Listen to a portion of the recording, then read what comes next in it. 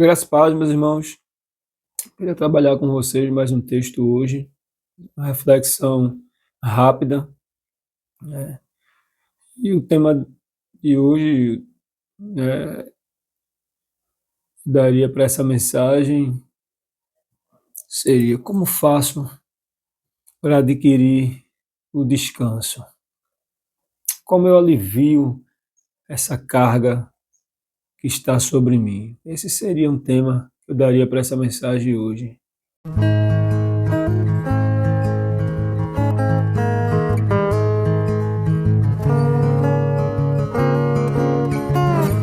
Bom, a mensagem de hoje ela está no livro de Mateus, no verso 11, capítulo 11, e o verso 28. Texto bastante conhecido, mas vamos ver o que é que tem aqui, fazer uma reflexão para edificar a minha e a tua vida.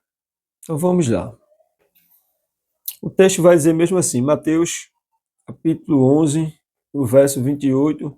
Eu vou ler aqui nesse testamento aqui, esse Novo Testamento, na versão NAA.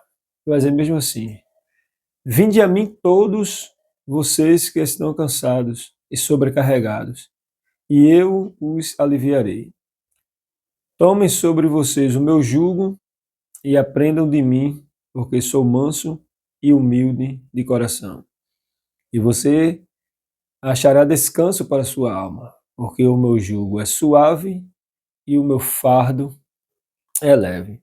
Do 28 ao 30, né? Um verso tão conhecido, nós escutamos muito, geralmente em ponto de pregação, culto de pregação, cruzadas evangélicas, que a gente escuta muito esse tema. E como eu falei para vocês, o tema dessa mensagem seria como aliviar o cansaço, né? A pergunta ficaria aí, essa pergunta. Bem, vocês sabem que lá na Gênesis, quando o homem ele foi criado, o homem ele não tinha pecado, né? Antes da queda, o homem ele era totalmente diferente do ser que hoje nós somos, né? O homem ele não tinha esse fardo sobre si, porque ainda não havia entrado o pecado, e o homem era livre, e os estudiosos até falam que o corpo do homem era um corpo totalmente diferente, o corpo de Adão era um corpo reluzente, né? Um corpo que tinha, ele chama da primeira camada, como se fosse uma camada, como uma escama, um corpo que trazia uma pele luminosa, né? E trazia um brilho. E você observe, quando a gente lê na Gênesis, que quando Deus criou o homem, ele disse para Adão, pegou Adão, colocou no jardim e deu uma tarefa a Adão, que seria para que Adão trabalhasse e, né, cultivasse a terra, né, cuidasse daquilo que Deus criou, né, dentro do jardim, e a vegetação, os animais, e Adão dá o nome aos animais, Adão cuida da vegetação. E Adão fazia tudo isso sem ter esse fardo, esse peso, né? O homem não carecia dessa carga de trabalho exagerada, né? Então o homem ele não tinha nada disso, não tinha dores, era livre de muitas coisas, né? Enfermidade também, o homem nada disso ele possuía, né? Por conta que não havia ainda entrado o pecado no mundo. Quando o homem cai, o homem peca, entra tudo isso sobre o homem por conta também da palavra que Deus lança. Quando você vai lá para Gênesis, você observa que capítulo 3 por aí, quando o homem cai e Deus começa a dar a sentença, é interessante que Deus sai distribuindo a sentença, Deus dá a sentença a Satanás, né? E ele ia rastejar e comer o pó da terra, e aí tem uma simbologia muito interessante, diferente do que se prega nesse rastejar e comer o pó da terra, mas a gente não vai entrar nesse detalhe. Mas Deus dá a sentença à serpente, que simbolizava Satanás. Deus dá a sentença à mulher. Deus diz que ela, a partir daquele momento, ela ia ter dores de parto, né? E Deus dá a sentença ao homem. Deus diz que agora do trabalho, né, do homem agora, né, ele para se alimentar, ele ia ter que trabalhar duro, porque antes da queda ele trabalhava, comia, cultivava a terra e não tinha esse trabalho pesado. Isso não era um peso na vida de Adão, porque ele não tinha esse cansaço. Mas agora, depois da queda, Deus diz: ó, você vai comer do seu trabalho. Você, se quiser comer, você vai ter que trabalhar e trabalhar duro. Então, a partir daí, quando Deus dá essa sentença, né, a gente vê tudo o que acontece. A terra é totalmente modificada por causa do homem, né? Muitas coisas a terra passou interessante, inclusive, na verdade, quando a gente vê esse texto, é uma coisa riquíssima que tem dentro desse texto, é que Deus disse que a terra, Deus dá a sentença até a terra, e a terra será maldita por tua causa. Então Adão ficou com esse peso também sobre si, que tudo que ia acontecer e acontecesse e aconteceria na terra, e aí na terra no sentido a terra mesmo, a vegetação, né, o ar, a maré, o mar, tudo que acontecesse na terra de, de coisas fora do padrão, a culpa seria de Adão, porque Deus amaldiçoou a terra e Deus disse: e a terra será maldita, Adão, por tua causa. E quando eu vi esse texto, eu achei uma coisa interessante nesse texto, maravilhosa, que isso aqui já traz aqui uma coisa interessante para aqueles que não acreditam que o homem veio do pó da terra. Esse texto é claro e é belíssimo. Depois, se você puder fazer uma leitura mais aprofundada desse texto, você vai observar que aqui quebra qualquer argumento daqueles que não acreditam que o homem veio do pó da terra. Porque observe que Deus deu a sentença e o castigo a Adão. E a Bíblia diz que Deus criou o homem do pó da terra. Ora, se Adão foi criado do pó da terra, ou seja, se Adão é terra e ele recebeu a sentença, a terra também teria que receber, porque nós fomos criados do pó da terra. Então, observe que Deus diz que não só Adão ia receber a sentença, mas a terra ia ser maldita por conta dele. Por quê? Porque ele foi criado do pó da terra. Então, se foi criado do pó da terra e ele ia viver sobre a terra, então lógico que a terra também ia ter que receber essa sentença, foi maldiçoada por conta do pecado de Adão. Então a vida segue e a gente vê que por conta disso, mais lá na frente, quando Deus expulsa o casal do jardim, a gente vê que as coisas se mudaram, né? Tudo aquilo que Deus falou começou acontecendo. A gente vê logo o primeiro assassinato entre os filhos de Adão. E depois disso aí, há uma cadeia de coisas que começou a se desenrolar no decorrer e no trajeto da vida do ser humano. Então a gente vê que os animais eles passou a ser animal com ferocidade, o animal passou a ser um animal selvagem, aquilo que o homem tinha facilidade de dominar, o homem passou a ter dificuldade por conta da entrada do pecado. Então você vê que tudo mudou, tudo foi mudado. E aí segue-se o desenrolar, e a gente vê que a história lá na frente vai dizer que o homem, o povo é levado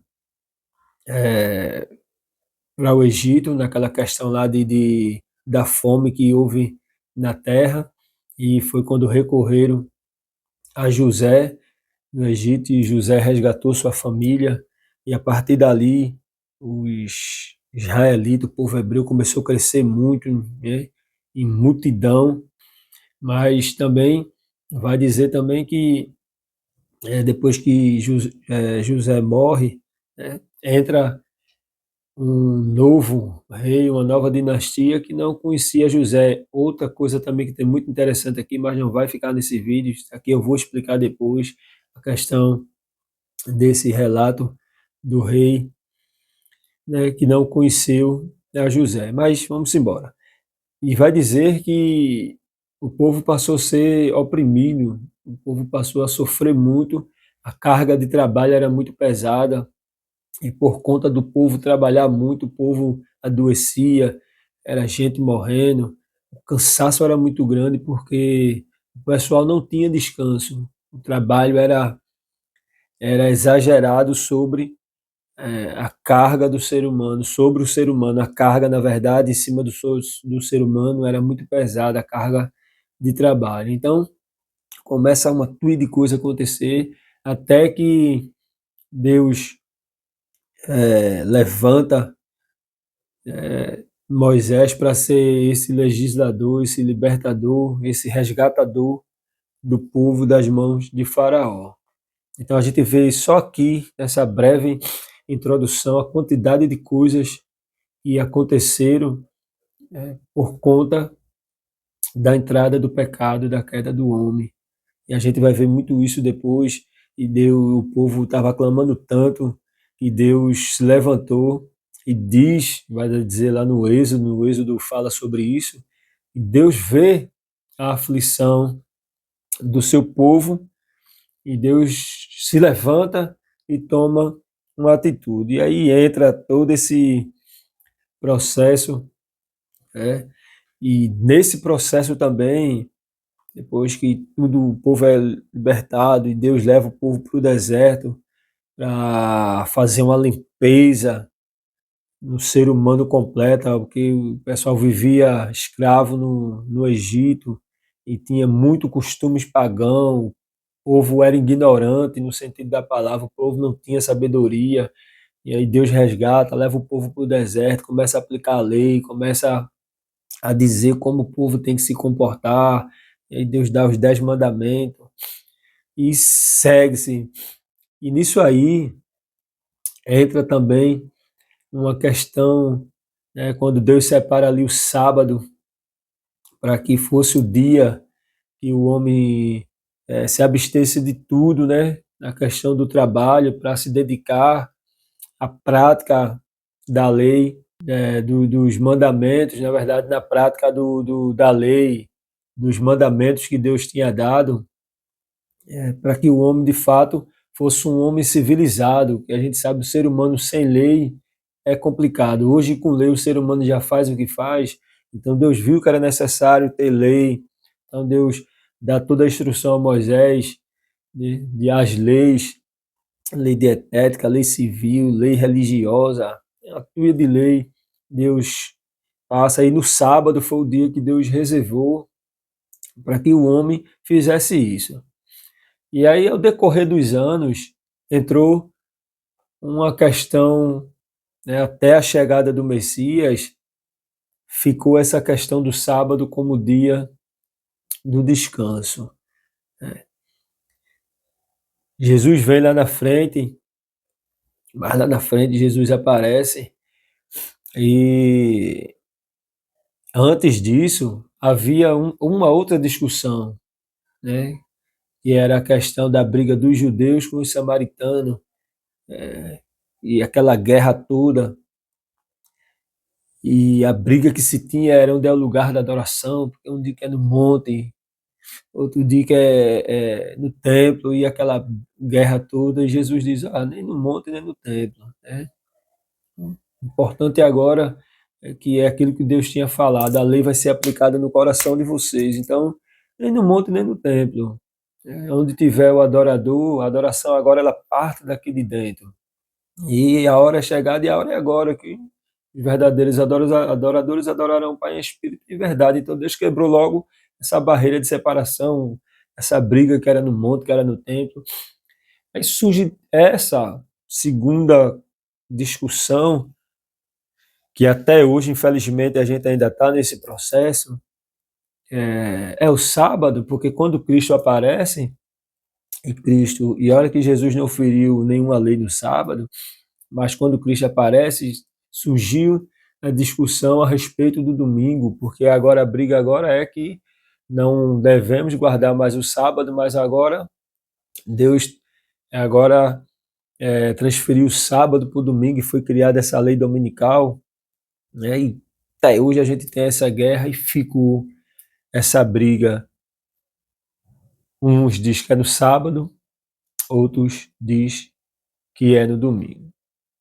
Pois bem, agora a gente vai fazer a reflexão de tudo isso aqui que a gente falou e para resolver esse problema aqui. E Jesus já resolveu há tanto tempo, mas infelizmente os ouvidos estão tapados, os olhos estão fechados, a mente não entra as informações que há na Escritura, porque as pessoas querem aplicar aquilo que elas acham, mas a Bíblia está aqui explicando.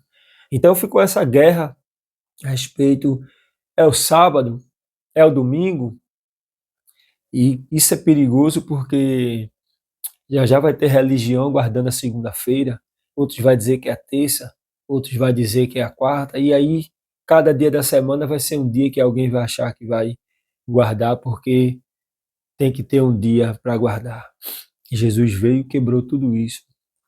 E a discussão ela para aqui, quando eu vejo esse versículo aqui no meu entendimento, que o que é que Cristo está dizendo aqui na palavra? Nem o sábado, nem o domingo. Não é um dia. Irmão Jaebson, o que é o descanso? Está claro. Está aqui nas Escrituras. Jesus deixou isso aqui muito claro, acabou com essa discussão. Observe que o texto vai dizer: venham a mim todos que estão cansados e eu vos aliviarei. Ora, então, quando eu vejo esse texto, eu vejo uma coisa interessante. E o descanso não é um dia que eu tiro da semana, não é alguns minutos que eu reservo do dia, não é uma férias prolongada. O descanso é uma pessoa. E essa pessoa é Cristo. Ele é o descanso. É nele que o ser humano vai encontrar descanso. Você pode andar por vários cantos, vários caminhos, pode procurar médico, psicólogo, pode procurar qualquer outro tipo de informações e pessoas e atitude para encontrar o descanso. Mas o descanso você só vai encontrar na pessoa de Jesus Cristo. Ele é o nosso descanso.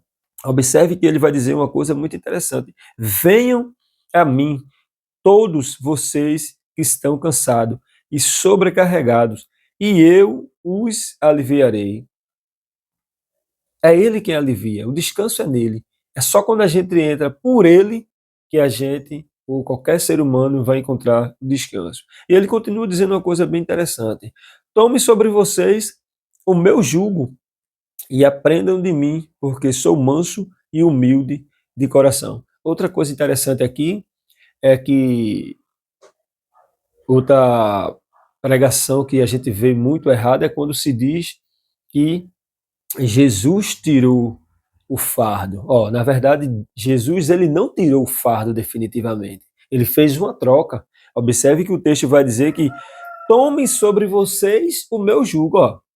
Se ele está dando outro jugo é porque houve uma troca. Ele tirou aquele jugo carregado que havia sobre os ombros, sobre o corpo do ser humano, e esse fardo, esse jugo era o pecado. Deus tira quando a gente entra por ele. Quando a gente vai até ele, ele tira esse fardo e coloca, observe o que ele diz aqui: tome sobre vocês o meu jugo. Algumas traduções vão dizer o meu fardo, ao meu jugo, e aprendam de mim, que sou manso e humilde de coração. Então, aquele jugo pesado que havia sobre nossos ombros, ele tirou e colocou um jugo suave. Você observa que o jugo, quem é da área da agricultura sabe muito bem que é aquela peça que era colocada em cima dos bois para dar o equilíbrio, né? E o jugo onde era colocado o fardo em cima do jugo. Então observe que o fardo ele era colocado em cima de outro peso, então era dois pesos, porque a peça de madeira, o jugo, já era uma peça muito pesada. Então, em cima do jugo ainda tinha o fardo. Então, e aquele jugo muitas vezes feria o animal porque era um jugo desproporcional à medida do animal, porque cada animal tinha um jugo específico para ele. Você pegasse um jugo de um jumento e colocasse, por exemplo, você pegasse o jugo de um animal de grande porte, de um boi, e colocasse no jumento, já era um fardo pesado para o jumento, porque o jugo era proporcional para o boi. E você sabe que o boi é bem maior do que um jumento. Então, observe que a primeira coisa que ele vai fazer aqui na narrativa é tirar esse jugo que é desproporcional à medida do nosso corpo. A gente não tinha condição de carregar esse jugo. Então, primeiro ele troca o jugo, ele tira esse jugo que é desigual e desproporcional ao corpo do ser humano, mas a gente sabe que isso foi colocado por conta de nós mesmos, que entramos nesse caminho de pecado, mas ele, uma vez que a gente retorna, né, que a gente chamamos no hebraico de techuvá, que é retorno, uma vez que a gente retorna para ele de novo, ele vai e faz essa troca. Né? Então ele troca primeiro o jugo e ele continua dizendo, e acharão descanso. Ó, veja o que ele está dizendo. Aprendam de mim que sou manso e humilde de coração, e vocês acharão descanso para a sua alma. Ó, aquilo que eu falei. Então, o descanso está na pessoa de Jesus. Jesus, ele é o descanso. Você não vai encontrar descanso mais em canto nenhum. Você pode encontrar repouso, você pode encontrar férias, você pode estar de férias, mas você não está descansado, porque o ser humano ele só descansa quando ele entra pela pessoa de Jesus Cristo. Então, observe que ele está dizendo que ele é o descanso. E ele segue decorrendo aqui, e acharão descanso para a sua alma. Por quê? O meu jugo é suave. Observe aqui que aqui ele está de fato dando ênfase àquilo que eu já tinha falado lá. Ele está dizendo aquilo que está nos primeiros versos. O jugo agora é suave. Por quê? Porque ele fez uma troca. Ele tirou aquele jugo desproporcional à medida do meu corpo, que eu não suportaria porque o jugo já era pesado demais, e o meu fardo é leve.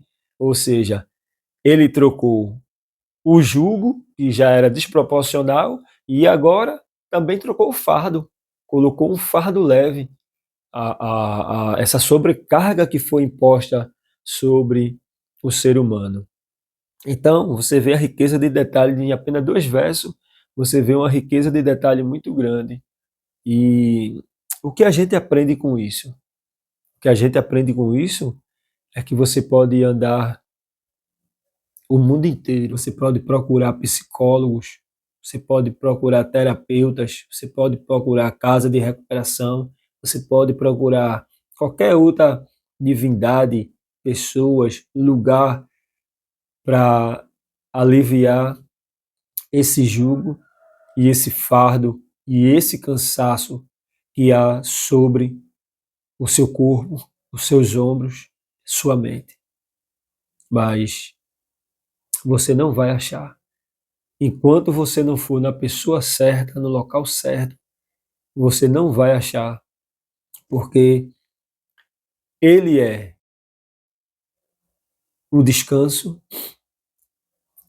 e é ele quem tira o jugo e é ele quem troca o fardo.